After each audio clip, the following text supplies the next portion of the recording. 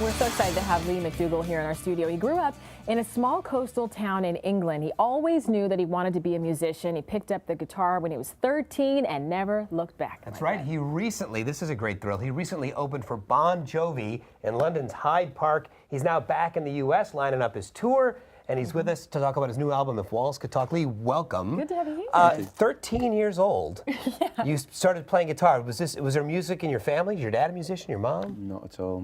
My mum claims I've got her musical ear, but I don't know. I'd like to think I've got two musical ears. You know what I mean? I don't know how far I'd get with one, but right. No, not at all. I was bored, I think, and I saw Kurt Cobain on TV, and I just thought he looks pretty cool. You know, the girls seem to like him. I could do that. You know, get me a guitar, mum, that kind of thing. But it worked for you. And how long have you been playing in bands? Did you pretty shortly after that you started playing? Yeah, like literally as soon as I learnt two chords, I was kind of demanding everyone stare at me on stage, you know. Man, well, you're opening up, seriously, we were just talking about this earlier, about some of the acts that you've opened up for.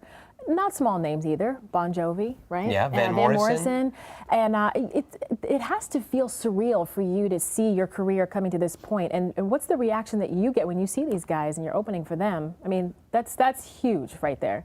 Yeah, it's pretty overwhelming, really. I try not to think about it because it's almost too much to imagine. I'd probably, yeah, like just have some kind of panic attack and that's what I would do. fall off the stage or something. But yeah, what's their reaction been to your music? What have they said to you? It's been great. I mean, as long as things keep kind of progressing, then I'm quite happy. You know, I'm trying not to think too far ahead. But yeah, these shows keep coming through, and you know, I opened for Train recently in the UK, and a guy called Paolo Nutini, who I'm a big fan of, and yeah, they keep booking me for more shows, so as long as they keep doing that. Right. So for a kid who grew up playing in really small venues, you know, when you were a teenager, to open for Bon Jovi in Hyde Park, you know, or there's the equivalent of Central Park here. What was the experience like stepping out onto that stage and playing in front of tens of thousands of people?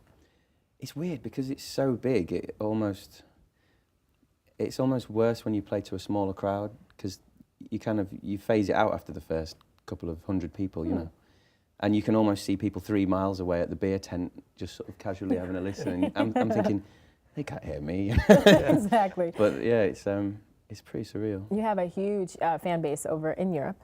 Same thing here in the United States growing for you? Yeah, or how are you feeling about the fans here? It's been amazing here. The people here have been so hospitable and so kind, and I'm constantly overwhelmed by, you know, the friendliness of people in America and just how positive everybody is, you know. Oh, it's good to hear. They come to the shows and make a lot of noise and sing along and stuff. Loud and polite. You're loud and polite. You're a big social media guy. You're on Facebook where people can hook up with you. You're on Twitter. You're on MySpace. What are people going to hear? Because I know I went to the website this morning and I could listen to songs. What are people going to hear on your new album? At the minute, it's all, I'm kind of keeping it quite low key, and I haven't recorded a fully blown production yet, so they're all kind of acoustic tracks that I've sort of demoed up myself in my bedroom. And you picked up a lot of fans. You wrote for Robert Pattinson from Twilight. How did that come about? And have you picked up a lot of Twilight fans in doing that? Yeah, there's been one or two, yeah. One or two?